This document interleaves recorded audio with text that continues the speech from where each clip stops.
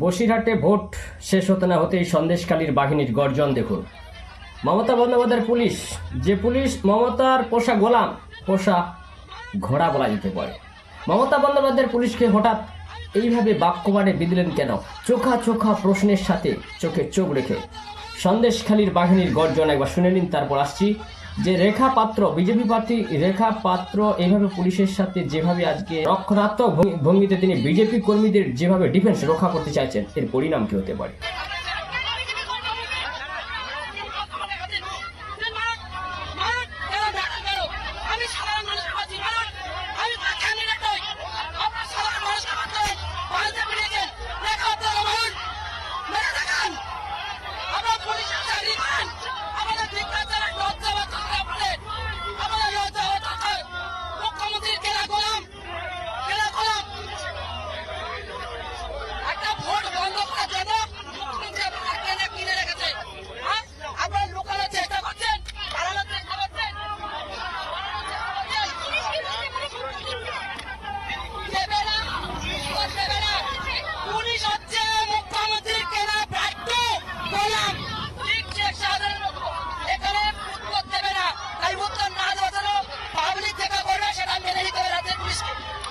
রেখা পাত্রের যে গর্জন আজ শোনা গেল, এ থেকে স্পষ্ট যে সন্দেশখালীর মহিলারা রেখা পাত্রের সাথে রয়েছে এবং বসিরহাট লোকসভা কেন্দ্রে রেখা পাত্র জয় কিন্তু সুনিশ্চিত।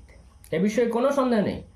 রেখা পাত্র একজন বিজেপি প্রার্থী, তিনি নিজে নির্যাতিতা সন্দেশখালীর মহিলাদের পক্ষ থেকে এবারে প্রতিনিধিত্ব করেছেন। নরেন্দ্র মোদী সরকার তাকে টিকিট দিয়েছেন এবং তার কিন্তু জয় সুনিশ্চিত। বসিরহাট থেকে বিজেপি প্রার্থী সন্দেশখালীর নির্যাতিতা রেখা পাত্র, তার এই আজকের গর্জন, তার চোখা চোখা প্রশ্নের চাপে পুলিশ ভয়ে মুখ লুকিয়ে নিয়েছিল। আপনারা দেখলেন, সংবাদ মাধ্যম রয়েছে সেখানে। রেখা পাত্র একজন তিনি প্রার্থী, বিজেপি প্রার্থী লোকসভা ভোটের। তিনি বলছেন তিনি সাধারণ মানুষ, তার গায়ে হাত তুলে দেখাক পুলিশ। বাঁশ পেটানো করা হয়েছে, বাঁশ পেটানো হয়েছে বিজেপি কর্মীদের। অবাধে ভোট লুটপাট হ্যান ত্যান বিভিন্ন ইস্যুতে যখন বিজেপি কর্মীরা প্রতিবাদ করে তখন তারা মার খায়। আর সন্দেশখালীতে বছরের পর বছর ধরে যে তাণ্ডব চলেছে, পুলিশের সেখানে ইন্ধন রয়েছে, অপরাধী যারা শাহজাহান শেখেদের যারা লালন পালন করেছে, এমনটাই কিন্তু রেখা পাত্রের গর্জন। তার আজকের যে বক্তব্য পুলিশের সামনে, সংবাদ মাধ্যমের সামনে, তার ভয়ে কিন্তু, তার বাক্যবাণের ভয়ে পুলিশ লুকিয়ে পড়ছেন। দেখলেন, তার কিন্তু এতদিনের রোষ তিনি কিন্তু উগড়ে দিলেন। সন্দেশখালীর মহিলারা, সন্দেশখালীর পুরুষরা, সন্দেশখালীর সাধারণ জনতা কিন্তু রেখা পাত্রের সাথে রয়েছে। সাধারণ ভোটাররা, সাধারণ মানুষ এবার কিন্তু যেটা করবে সেটাই মেনে নিতে হবে। পশ্চিমবঙ্গের পুলিশকে মেনে নিতে হবে। পুলিশ ভোট লুট করাতে চায়, ইন্ধন যোগায় মমতা বন্দ্যোপাধ্যায়ের নির্দেশে। মমতা বন্দ্যোপাধ্যায়ের পোষা গোলাম, মমতা বন্দ্যোপাধ্যায়ের পোষা টাট্টু ঘোড়া। এইভাবেই পুলিশকে আজ কিন্তু একদম লেজে গোবরে করিয়ে দিয়েছেন রেখা পাত্র। বিজেপি প্রার্থী রেখা পাত্র সন্দেশখালীর নির্যাতিতা যারা, তাদের পক্ষ থেকে তাকে টিকিট দেওয়া হয়েছে। ভারতীয় জনতা পার্টি তাকে এবার লোকসভা নির্বাচনে প্রার্থী করেছেন বসিরহাট লোকসভা কেন্দ্র থেকে। তার জয় কিন্তু সুনিশ্চিত।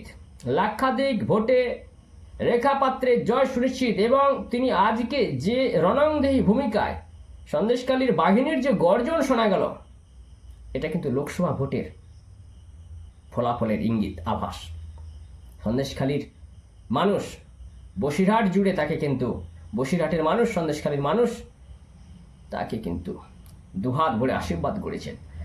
অন্ততপক্ষে তিনি যেটা বুঝলেন এবং ভোট পর্ব শেষ হতেই পুলিশের ভূমিকা নিয়ে তিনি যেভাবে পুলিশকে তিনি নিরস্ত্রভাবেই কিন্তু তার মুখের বাঁচার ভঙ্গিতে যেভাবে আক্রমণ করেছেন, পুলিশ জবাব দিতে পারছেন না। যে নির্যাতনের শিকার হয় সন্দেশখালীবাসী, সেক্ষেত্রে পুলিশ অপরাধীদের যেভাবে ইন্ধন যোগায় এবং সাধারণ মানুষ তারা কিন্তু পুলিশের দাঁত খিঁচুনি খায় অথবা পুলিশ তাদেরকে পরিশান করেন, বিভ্রান্ত করেন, এইসব করে থাকেন, যেটা রেখা পাত্র তিনি কিন্তু আজ বোঝাতে চেয়েছেন। অন্ততপক্ষে তার যে গর্জন, সেই গর্জনে কিন্তু তার চাপা আর্তনাদ সব লুকিয়ে ছিল, আজ তাই কিছুটা কিন্তু উগড়ে দিলেন। বুঝতেই পারছেন সন্দেশখালীর বাঘিনী রেখা পাত্র বিজেপি প্রার্থী, তার এই গর্জন এবং এর জন্য কিন্তু মারাত্মক ফল। অন্ততপক্ষে তার বিপদের কোনো কারণ নেই, কারণ পুলিশ এবার তাকে কিন্তু মিথ্যে মামলায় ফাঁসাতে পারবেন না। তিনি কিন্তু এবার জয়লাভ করবেন, লোকসভা ভোটে নির্বাচিত প্রার্থী হবেন বসিরহাটের প্রার্থী বিজেপি প্রার্থী রেখা পাত্র পুলিশ এবার লেজে গোবরে হয়েছেন প্রথম দিনেই। ভোট শেষের পর্বেই দেখলেন রেখা পাত্র যেভাবে পুলিশকে কিছু চোখা চোখা প্রশ্ন ছুড়ে দিলেন, তার উত্তর দিতে পারছে না পুলিশ। পুলিশ কি এবার মিথ্যে মামলা রুজু করবে? তাতে কোনো লাভ হবে? কারণ লোকসভা ভোটে তো জয়ী প্রার্থী হবেন, তিনি সাংসদ হবেন। এবারে রেখা পাত্র বিজেপির প্রার্থী বসিরহাট থেকে কিন্তু বিপুল পরিমাণ ভোটে জয়লাভ করবে। আজকে তার যা কনফিডেন্স, হাই লেভেল কনফিডেন্স, এমনটাই কিন্তু ইঙ্গিত দিচ্ছে। নমস্কার, নজর রাখবেন পশ্চিমবঙ্গ টিভি 15 বা ওয়েস্ট বেঙ্গল টিভি 15-এ।